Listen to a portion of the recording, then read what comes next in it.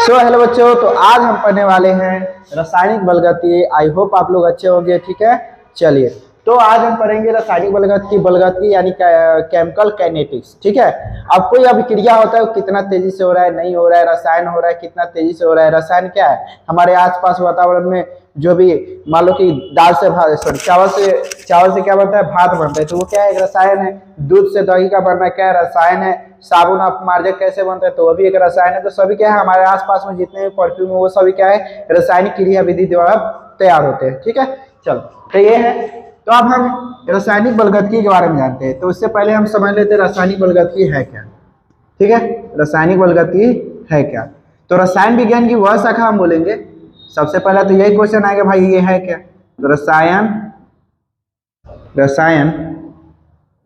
विज्ञान की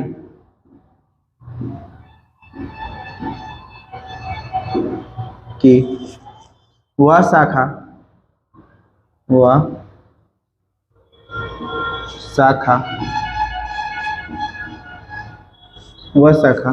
जिसके अंतर्गत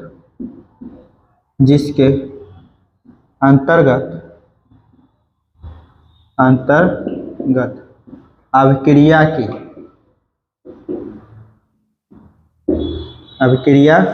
की दर,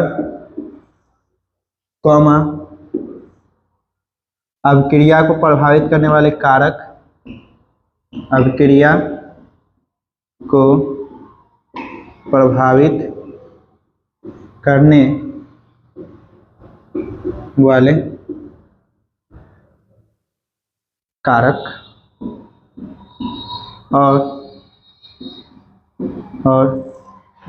और क्या हो जाएगा, अभिक्रिया की क्रिया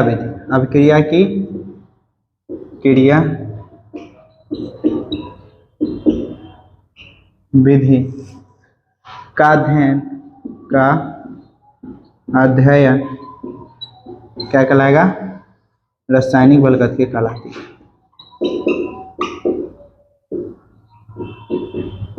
रासायनिक बलगति कहलाती। ठीक है, क्या हो जाएगा, जिसमें हम क्या करेंगे, पहला तो हम काम करेंगे, पहला हम क्या करेंगे कि अभिक्रिया का दर, पहला क्या करेंगे, अभिक्रिया का दर। ठीक है, अभिक्रिया की दर। दूसरा हम क्या करेंगे,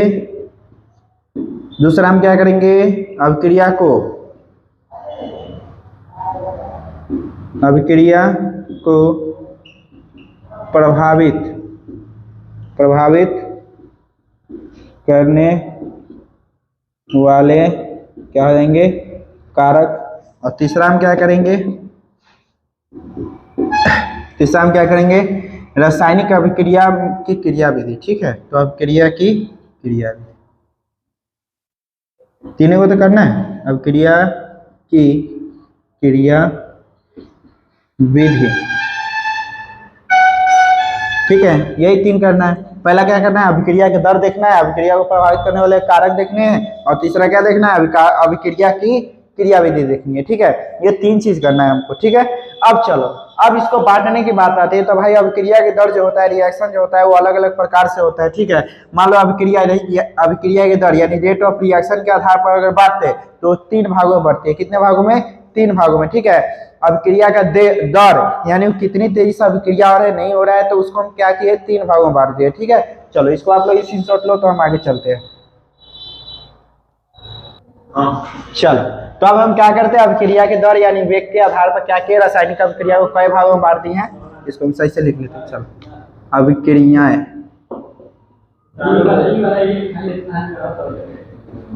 ठीक है, हम कई भागों में बांट दिए। पहला है तीव्र अभिक्रिया। क्या है, तीव्र अभिक्रिया। नेक्स्ट हमारा दूसरा नंबर है अति मंद अभिक्रिया।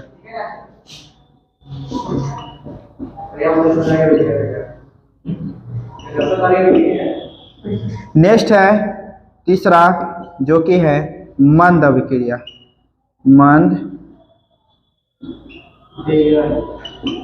मंद अभिक्रिया। ठीक है, अब देखो तीव्र अभिक्रिया क्या होती है। तीव्र अभिक्रिया का मतलब मान लो कि हम क्या किए, कोई आयनिक हम क्या कर रहे हैं, अभिक्रिया करा रहे हैं, कोई आयनिक अभिक्रिया करा है।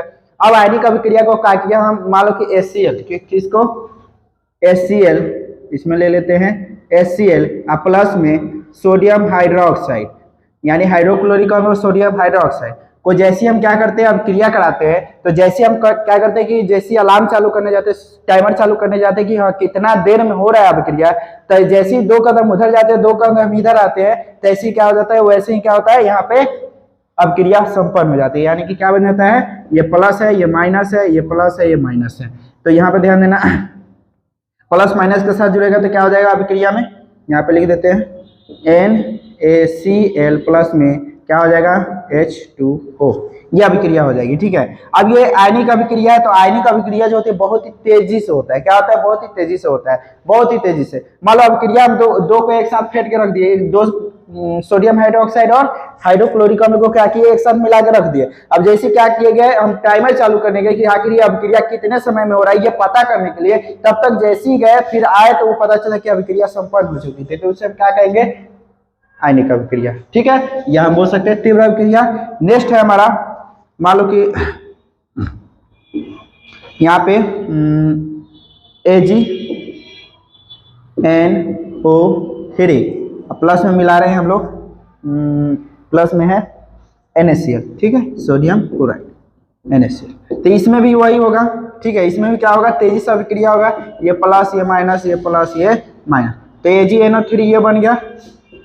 यहाँ पे क्या हो जाएगा, NaNO3 प्लस में क्या बनेगा AgCl, ये हो जाएगा। ठीक है, तो ये क्या है, एकदम तीव्र अभिक्रिया है। क्या है, तीव्र अभिक्रिया। अब देखते हैं अति मंद अभिक्रिया।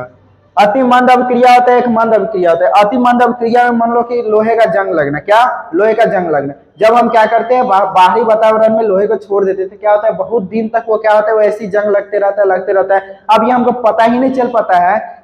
अब इसमें हमको मेन पॉइंट क्या करना है, इसमें अभिक्रिया की दर को पता करना है, रेट ऑफ रिएक्शन है, अभिक्रिया की वेग या दर। ठीक है, तो यहाँ पे हमको पहला दूसरा है लोहे का क्षरण, दूसरा क्या है, लोहे का क्षरण या लोहे में जंग लगना, वो क्या है, अति मंद अभिक्रिया, बहुत ही लेट से होता है। अब उसको पता करने में ये समय चला जाएगा कि हाँ कितना दिन में हुआ नहीं हुआ, तो उसको भी हम नहीं लेंगे रेट ऑफ रिएक्शन में। तो इसमें क्या आ जाता है, तो इसमें हो जाएगा लोहे का जंग लगना या लोहे का क्षरण, लोहे का क्षरण। आप लोग भी रखते होंगे, मान लो कि छड़ उठने के लिए, घर बनाने के लिए, घर नहीं बना तो ऐसे बाहर रखा हुआ है, तो जंग लग जाता है। अब वो एक दिन में जंग नहीं लगता है, 10 दिन 15 दिन साल 2 साल ऐसे हो जाता है, तो उसमें जंग लगते जाता है। जितना दिन उसको छोड़ेंगे उतना वो बर्बाद होते जाता है। ठीक है, तो लोहे क्या हो जाता है, उसमें अभिकारक अभिक्रिया होती है, अपघटन अभिक्रिया होती है। चलो मंद अभिक्रिया में आते हैं। मंद अभिक्रिया में क्या होता है कि जब हम क्या करते हैं कि इसमें रिएक्शन कराते हैं, क्या कराते हैं, रिएक्शन कराते हैं। चलो रिएक्शन हम कराते हैं सुक्रोज से, किससे, सुक्रोज से। तो यहाँ पर हो जाएगा C12H22 और O11। ठीक है, तो यहाँ पे क्या हो जाएगा, जैसे रिएक्शन होता है और इसे हम क्या करेंगे, पानी के साथ, किसके साथ, पानी के साथ। ठीक है, रिएक्शन कराते हैं तो क्या होता है, ये क्या है, अभी सुक्रोज है, क्या है, सुक्रोज है। और इससे क्या बनेगा, तो ये बनेगा C6H12 और O6 और क्या बनेगा C6H12 और O6, यानी ये क्या है, तो ये है ग्लूकोज और ये क्या है, तो ये है फ्रक्टोज। इसको हम सही से लिख देते हैं, क्या है, फ्रक्टोज। ठीक है, तो ये भी क्या कहलाएंगे, तो इसमें क्या किया जा सकता है, तो इसमें ROR ये क्या किया जा सकता है, पता किया जा सकता है, किसमें, तो मंद अभिक्रिया में। पूछ देगा ऑब्जेक्टिव में कि मंद अभिक्रिया में क्या किया, पता किया जा सकता है, तो वो है रेट ऑफ रिएक्शन यानी अभिक्रिया की दर। तो अभिक्रिया की दर को पता करने के लिए इसको 3 भागों में बांट दिए हैं। ठीक है, पहला क्या हुआ, पहला तीव्र अभिक्रिया। तो तीव्र अभिक्रिया में देख रहे थे कि जैसे अलार्म चालू करने गए, सॉरी अलार्म बोल रहे, जैसे क्या किया गया, सेकेंड चालू करने गए, वैसे क्या हो गया, यहाँ पे अभिक्रिया संपन्न हो गया। नेक्स्ट हम आते हैं किसमें? अति मंद अभिक्रिया में। तो लोहे का क्षरण बहुत दिन तक जंग लगते रहता है। अब इसको पता करने में हमारा समय चला जाएगा। तो ये क्या आ जाएगा? अति मंद अभिक्रिया। तो इसमें भी रेट ऑफ रिएक्शन नहीं पता कर पाएंगे, ठीक है। धीरे धीरे ये होते रहता है। अब कितना जल्दी हो जाएगा ये पता नहीं। अब तीसरा क्या है? हमारा मंद अभिक्रिया। तीसरा में हम क्या कर सकते हैं? तो इसमें क्या करते हैं, ये जो है सुक्रोज, इससे क्या बना दिए, इसमें जल के साथ अभिक्रिया कराए तो क्या हो गया? ग्लूकोज और फ्रक्टोज का निर्माण हो गया। तो ये क्या कहलाएगा? मंद अभिक्रिया। और इसमें रेट ऑफ रिएक्शन यानी अभिक्रिया की दर को पता हम कर सकते हैं, ठीक है। क्या कर सकते हैं? अभिक्रिया की दर को पता कर सकते हैं, ठीक है। चल अब इसको आप लोग नोट कीजिएगा। चले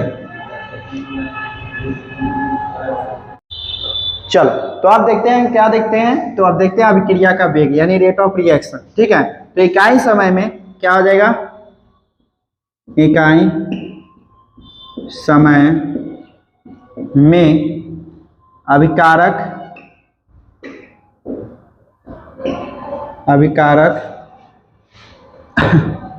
या उत्पाद के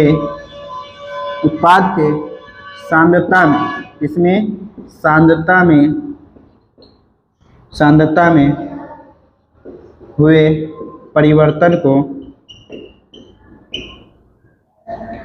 क्या कहते हैं? अभिक्रिया का वेग कहते हैं। अभिक्रिया का वेग कहते हैं। चलो एक चीज ध्यान देना, जब आप यहाँ पे एक बिंदु है जिसका नाम है ए और एक बिंदु है बी, यहाँ से गाड़ी स्टार्ट किया और बी बिंदु तक गए, ठीक है। अब इसके बीच जो समय लगा है, इसमें समय लगा, ठीक है। मान लो ये 40 के स्पीड में है और यहाँ रुका कितना के स्पीड में? 60 के स्पीड में। तो 60 माइनस कितना?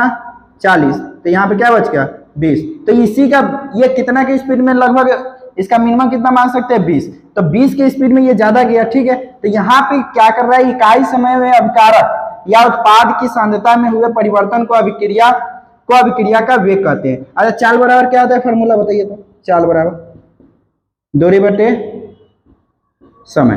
क्या होता है? दूरी बटे समय। तो ऐसे हम इसमें करेंगे। इसमें क्या बोल रहा है? इकाई समय में। तो इकाई समय में बोल रहा है, किसका बोल रहा है? तो अभिक्रिया, रेट ऑफ रिएक्शन, अभिक्रिया का वेग ROR बराबर क्या हो जाएगा? इकाई समय में। तो यहाँ पे T डालेंगे और क्या बोल रहा है? अभिकारक या उत्पाद के सांद्रता में परिवर्तन। तो यहाँ पे लिख देते हैं सांद्रता में परिवर्तन। क्या लिखते हैं? सांद्रता में परिवर्तन। और यहाँ पे नीचे में T का हम समय लिख देते हैं, ठीक है। क्या हो गया? समय। तो इसको ये फार्मूला है, यानी रेट ऑफ रिएक्शन यानी अभिक्रिया की दर या वेग का क्या है? फार्मूला। इसको याद रखिएगा। चलो, तो अभी हम देखते हैं। आप लोग एक चीज बताइए, यहाँ पे A है और ये प्लस में B है और यहाँ पे क्या हो गया? AB प्रोडक्ट बना है। यानी यहाँ पे क्या है? यहाँ पे अभिकारक है, ये भी क्या है? अभिकारक। ये क्या है? प्रतिफल, ठीक है। अब एक चीज बताइए कि जब चीनी चाय पत्ती और दूध एक साथ मिलाते हैं तो क्या उसमें चीनी चाय पत्ती की हानि होती है कि नहीं होती है? होती है, ठीक है। लेकिन उससे जो चाय बनता है उसमें कोई हानि नहीं होती है, ठीक है। उसमें कोई हानि नहीं होती है। तो ये हो जाएगा। अब अभिकारक किसे बोलेंगे? तो अभिकारक हम इसे बोलेंगे और प्रतिफल इसे बोलेंगे। इसको हम लिख देते हैं प्रतिफल, और इसे क्या बोलेंगे? अभिकारक, ठीक है। चलो, अगर अभिकारक का अगर पता करना हो रेट ऑफ रिएक्शन तो कैसे हो जाएगा? अभिकारक का वेग तो क्या हो जाएगा? अभिकारक के सांद्रता में परिवर्तन है बट्टा में समय, ऐसे हो जाएगा। प्रतिफल का बोलेगा तो अभिक्रिया की दर में परिवर्तन, यानी अभिक्रिया की दर इज इक्वल टू प्रतिफल के सांद्रता में परिवर्तन बट्टा में समय, ऐसे हो जाएगा। चलो, इसको हम लोग नोट कीजिए तो आप लोग। चलो, अब तो हम फार्मूला देखे थे। क्या देखे थे? कि अभिक्रिया का वेग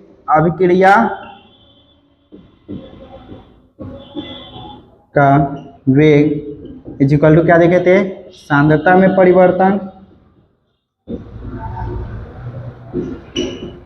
अब बट्टा में क्या हो जाएगा? समय। तो हम इसके आधार पर हम क्या करते हैं? अभिकारक और प्रतिफल का भी फार्मूला बना लेते हैं। क्या हो जाएगा? अभिकारक का बनाएंगे तो अभिकारक का वेग का वेग इक्वल टू क्या आ जाएगा, इक्वल टू अभिकारक के सांद्रता में परिवर्तन और बट्टा में क्या आ जाएगा, समय। इसको आप लोग नोट कीजिएगा, ठीक है, ये हो जाएगा। अब एक चीज ध्यान दीजिएगा, एक चीज ध्यान दीजिएगा, चलिए यहाँ पे ए है और यहाँ पे क्या है बी, और यहाँ से प्रोडक्ट क्या बन रहा है, ए बी, क्या बन रहा है, ए बी, ठीक है, प्रोडक्ट ए बी बन रहा है। लेकिन एक चीज ध्यान दीजिएगा, जब आप क्या बनाते हैं, चाय बनाते हैं, ठीक है, क्या बनाते हैं, चाय बनाते हैं, तो चाय बनाते हैं तो उसमें क्या मिलाते हैं, चीनी मिलाते हैं, चाय पत्ती मिलाते हैं, दूध मिलाते हैं, है ना।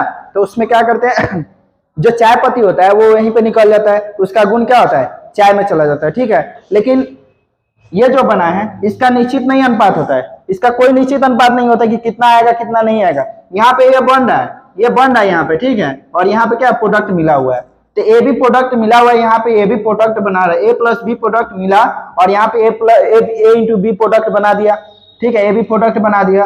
अब इसका सांद्रता में कमी होगा, इसके सांद्रता में कोई कमी नहीं होगा, इसको जितना मिल गया वो उतना ही पॉजिटिव में है, इसको जितना बन गया इससे जितना बना वही पॉजिटिव में हो जाएगा।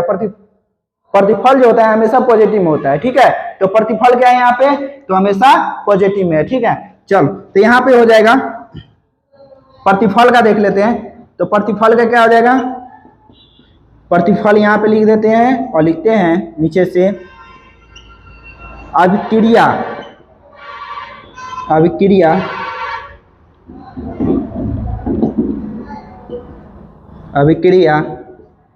का वेग इज इक्वल टू क्या हो जाएगा, प्रतिफल, क्या हो जाएगा, प्रतिफल की सांद्रता में, किसमें, सांद्रता में वृद्धि